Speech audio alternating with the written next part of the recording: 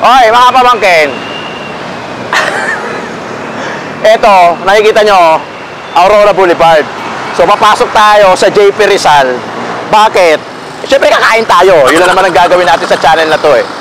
Meron akong natuklasan, nahanap na tingin ko, eto na ata ang pinakamurang 2 pirasong manok at saka 2 pirasong Java rice na makikita mo sa buong Quezon City.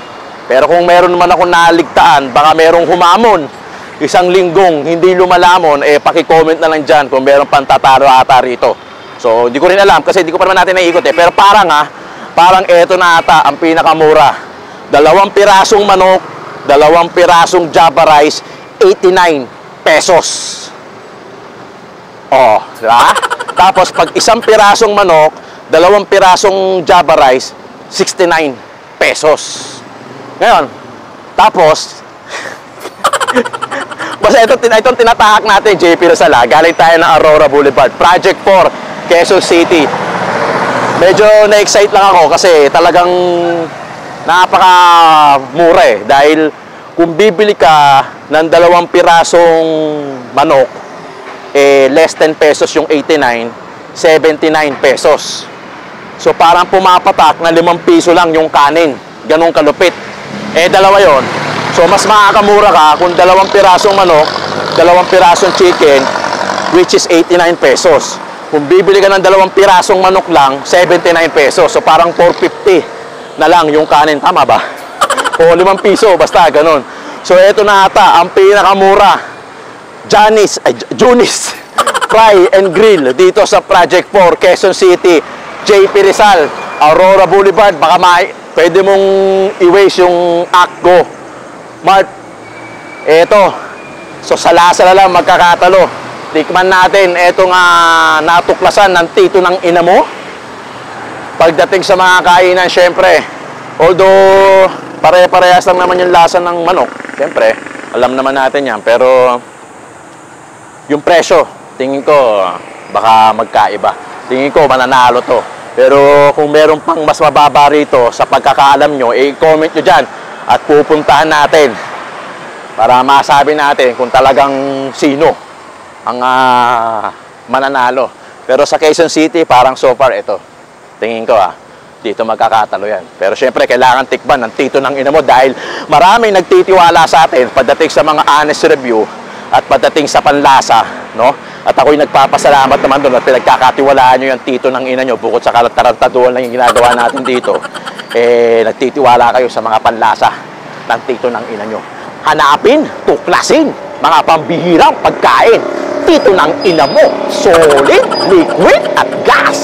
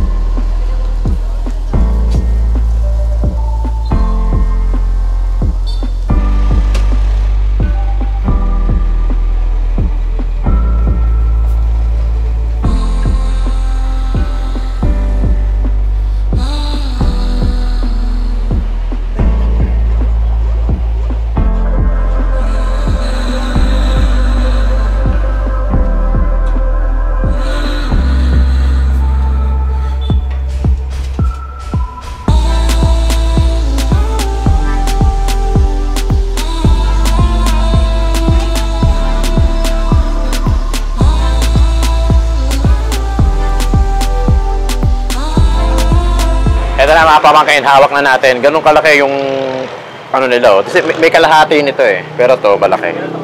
Shoutout muna natin yung mga major sponsors natin. Siyempre, si Ma'am Sofia Cruz ng Australia, Sir Joel Laksamana ng Singapore, Mr. and Mrs. Reyes family ng Melbourne, Jay and Janine Esternon ng Davao. Tapos, siyempre, yung pumasok na sponsor natin, yung Tambay Pares na located sa Pedro Hill. Ito sa ano to sa Tito Jom to Tapos shoutout doon sa mga major sponsors naman natin. Doon sa foundation natin, syempre yung Alitagtag, Lomi, Batangas, Respa sa Ortega, Tondo, Jimmy and Michelle sa Caloocan. Tapos si Rolly V ng Divisoria, yung karinderya. Tapos si Tenkos Halo-Halo ng Tondo, saka si Ampet Bulaluhan ng Asuncion, Tondo. Tapos yung mga lagi nanonood sa atin. Si Sai, nakilala niya yung kabilang channel natin doon sa yung politics channel natin. Shoutout sa iyo. Tapos syempre si Romeo Penson ng SM Cebu. Michael Kiambao, syempre si Dagcat H. Mameo, Princess Laarnisia Bok from Abu Dhabi. Emong syempre Princess Villena Maxilon, UAE. Bautista Marvin from Aklan, saka si Kay at si Papa John. Tikman na natin yan. Syempre. Ang gagandaan, meron kang ganito. Guantes. Para sa mga tamad maghugas ng kamay. Guantes ang katapat. Wala kasing dine-in dito eh. Store lang talaga siya. Pero pwede ka namang kumain ng patayo. Kung sawa ka na sa pahiga, kunin mo ng patayo.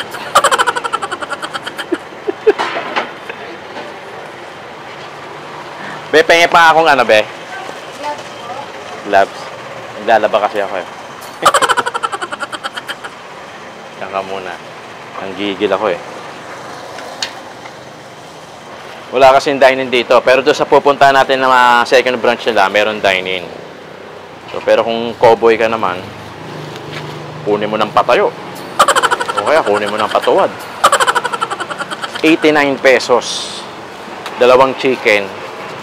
Dalawang Java rice. Mura, di ba? Tcharam! You know. Ang sausawan nila gravy. So, kanya-kanya eh. Merong iba ketchup, iba gravy. 89, dalawang chicken, dalawang Java rice, no? 89 pesos. Kung dalawang chicken ang bibilin mo lang, 79. Yun yung sinasabi ko kanina eh, sa intro natin eh. 79 pesos pag dalawang chicken lang. 89 pag may dalawang kanin. So, makakatipid ka pag may kanin ang kinuha mo. Gravy. Honest review. Babaksik. Meron comment sa atin no, matalas daw ang dila natin pagdating sa pares. Tikman natin yan. Yung manok, medyo nakakalimutan natin kasi ito pagka karamihan kasi ng mga food vlogger, nakakalimutan nila yung perspective na pagka ikaw naman yung kakain, hindi as food vlogger. Kasi dapat i-consider mo yung presyo eh. Kasi syempre, minsan nalilimutan ng food vlogger kasi nga hindi naman sila after to sa presyo. Pero syempre, pagka mga regular customer, habol din natin minsan yung mga presyo eh. So sa 89 pesos, tingin ko sulit ka na kasi dalawang manok, pwedeng dalawang thigh part, pwedeng dalawang leg, depende ko ng trip mo. Tapos dalawang cup ng Java rice. Java rice Oh. Tingin ko sa presyo, check. 89 eh, no? Kasi kung biruin mo, kung dalawang pirasong chicken daw bibili mo, 79. Walang kanin. So medyo lugi ka ron. Siyempre hindi tayo papatayig dyan. So dapat may kanin para kahit paano nakamura ka na. Pero kung hindi ka mahilig kumain ng kanin, gaya ko, patay. Diba? Bagong luto, 15 minutes yung standard time kung gusto mo maghintay ng 15 minutes. Eh, maghihintay ka talaga. Balat. Malutong.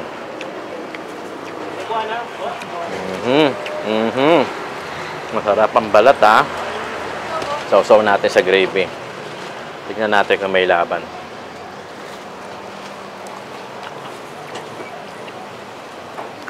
Yung gravy nila puti parang milky na magatas na matamis-tamis. Alam ko na to.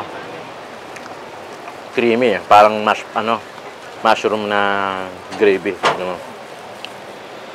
Mainit. Woo! Sobra.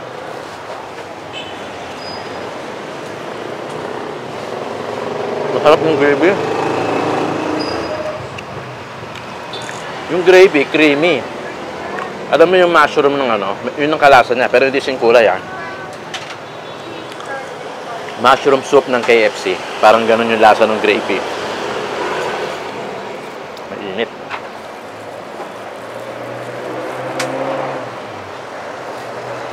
Mainit?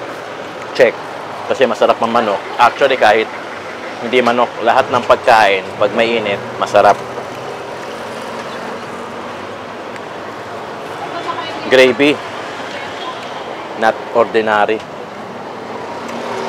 Creamy. Panalo 89 pesos. Paano di ba sila lugi to? Sarap ng balat. Ang sarap ng balat. Parang bumabalot na mantika.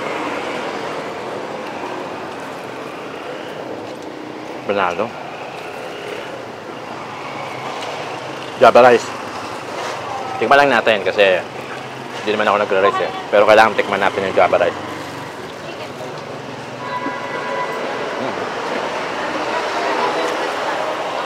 Buwag yung Java rice. Pero wala akong nalalasahan na iba. Walang bawang-bawang. Parang plain rice na may plain rice na nilagyan lang ng kulay. So parang ganun yung Java rice na. Buti na lang, hindi ako masyado nagkakanin ng kanin. Walang lasa niya na kanin. Plain rice na may kulay, parang ganun. Pero yung manok, ang init. Saka yung gravy. Panalo, parang mushroom talaga. Hindi siya gravy. Mushroom. Malaki din. Malaki yung hita, in fairness.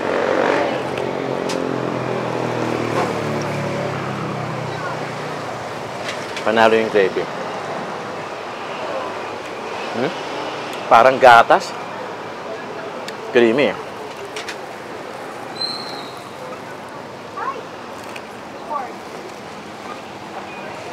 Good.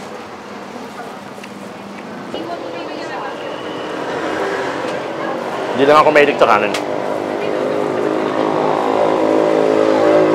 Panalo na to. 89 pesos.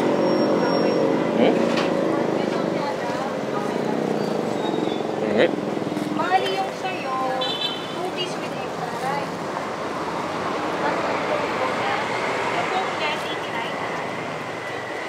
Usually, yung dagsahan ng tao, mga 12 hanggang alauna. Kasi sabay-sabay nagda-lunch break. So, sabay-sabay bumibili. Ayan. Paparami na. Ulit. Ulit. Pero yung manok, laki. Solid.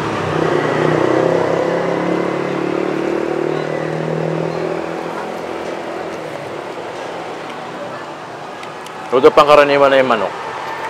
Pero feeling ko talaga ang pupuntaan mo rito yung 89 pesos Ay, syempre, mura na yun para sa mga tatrabaho. Pwede kayo maghati. Pwede mo kung namamasukan ka ng trabaho, 2 manok, 2 kanin. Hindi ka naman malakas sa kanin, maghahati kayong 2.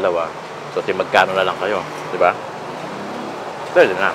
Makakapag-lunch ka na. Kung hindi ka naman mahilig sa 2 manok. Hanap ka lang ng kahati mo. Diba? Solid na yan.